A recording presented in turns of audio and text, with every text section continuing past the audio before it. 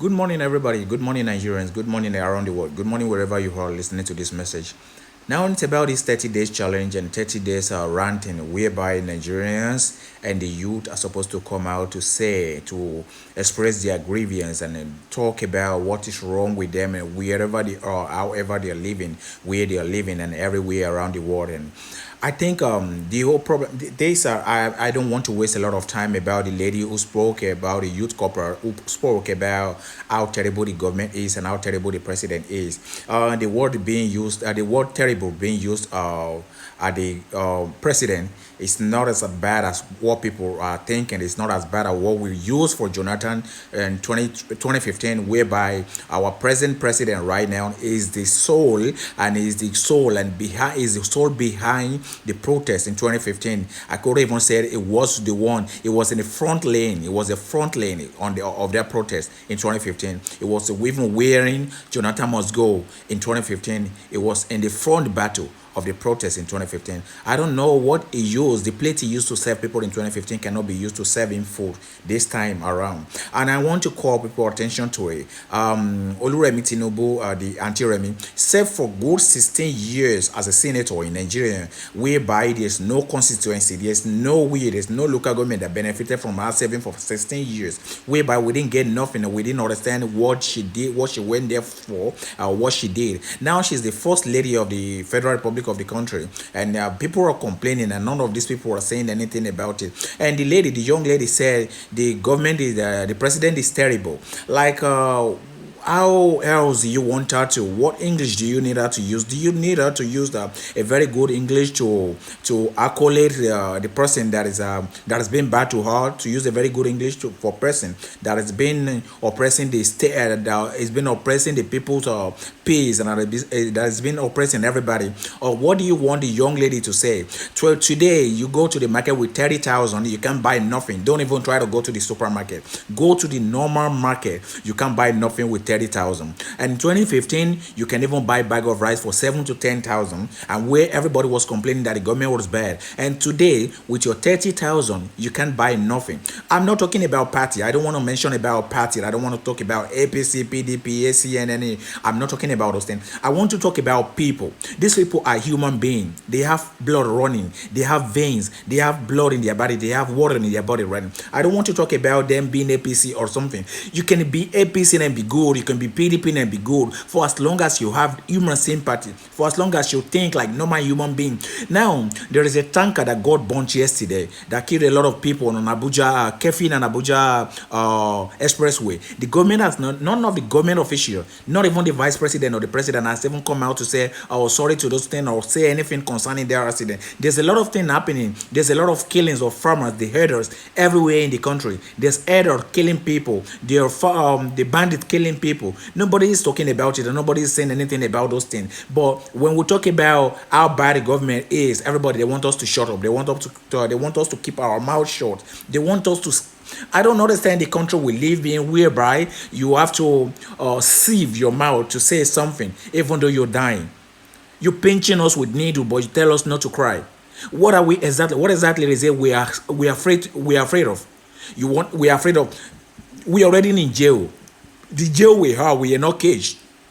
It's not barricaded with irons, with fence, but we are already in jail. We're working everywhere in the street whereby the police are monitoring with AK-47 when we are not in war. Doesn't that look like a war front? Doesn't that look like a jail? Okay, we are afraid of die. We are afraid to die. We are already dead. We are dead men working, whereby a 5,000 naira can't even feed a young people going to school, the people going to school, our little children. 5,000 can feed them. We are dead already by where 1,000 naira, the highest money in Nigeria, cannot buy you a bread. We are dead already. The highest denomination in Nigeria right now is 1,000 naira. It can't buy you nothing. Now, the Nigerian government act like they don't know what to do. They know what to do, because if you cannot, I feel, if you guys think you're tired or your brain is retarded, that you don't know what to do, you can just seek for this youth. You can seek for our advice, or you can host a webinar or a seminar, put all of us together, ask us questions, tell us, ask us what you need to do, what do we think you guys can do.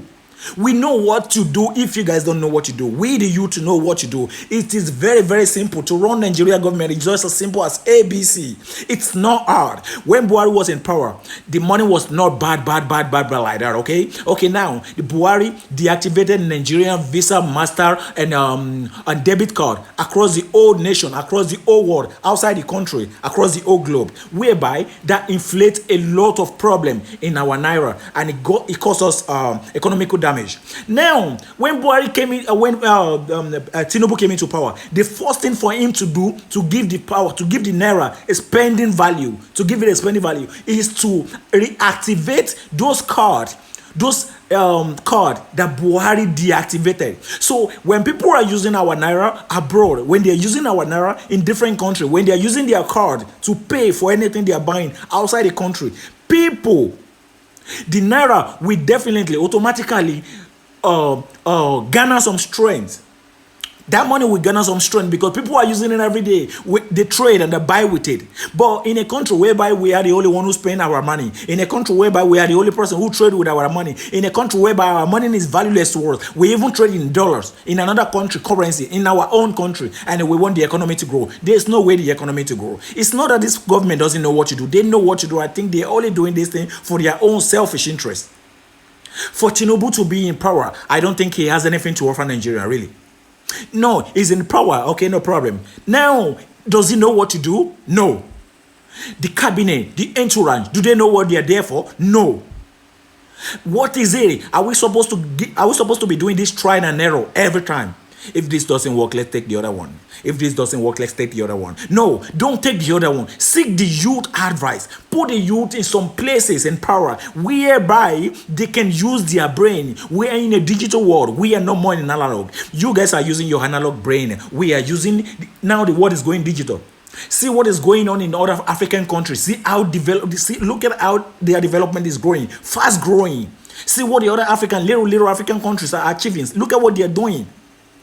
See where look at what we are battling. We are still battling about weaker suspension of Fubara, and we're still battling about a service corps, a youth service corps who is sending in 33,000 naira right now today in Nigeria is like a 33 kobo because that money is not even $20. And $20 now for a whole month. Let's assume you're living in the US and you're earning $20 in a month. How do you supposed to pay your bills? Now we having there's no 24 hours electricity. We don't even have electricity. Now in my house, I have 24-hour solar energy that I use. In my house, there is solar energy that I use for 24 hours. There is no power anywhere in Nigeria. Like one guy said on their TikTok account that I watch, he said Nigerians are so used to bad governance that they don't even know what good governance look like. Yeah, really, you guys don't know what good governance looks like because you here right here. If you get 24 hours, if you're getting 15 hours power supply, you think you've arrived. You think you have everything. When you have 10 hours power supply, you think you've arrived. There's power in my area. There've been power all day. Whereby in some other country, there's no reason why the power supply should cut off powers.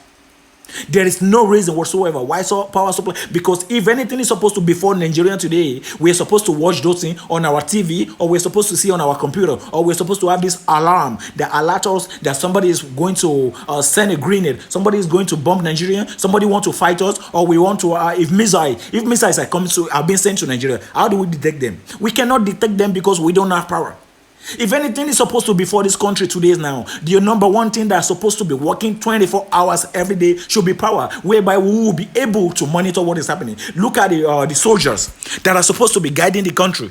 They don't even have power in their own office. They don't even have power in their own barracks, whereby it takes them, the frustration took them to go beat the ESOs, the power supply company. They went there to beat them down so they could have power. How do you cut down the power supply to the army, to the people who secure the country? If anything is supposed to be for the country, how do they supposed to see it?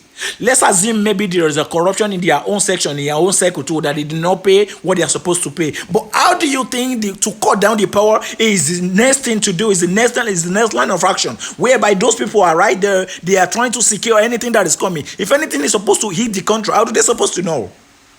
How did they supposed to know? The Navy, the naval, the soldiers. How did they supposed to know? We're tired of this country. We are tired. We are very, very tired. Nothing is working. And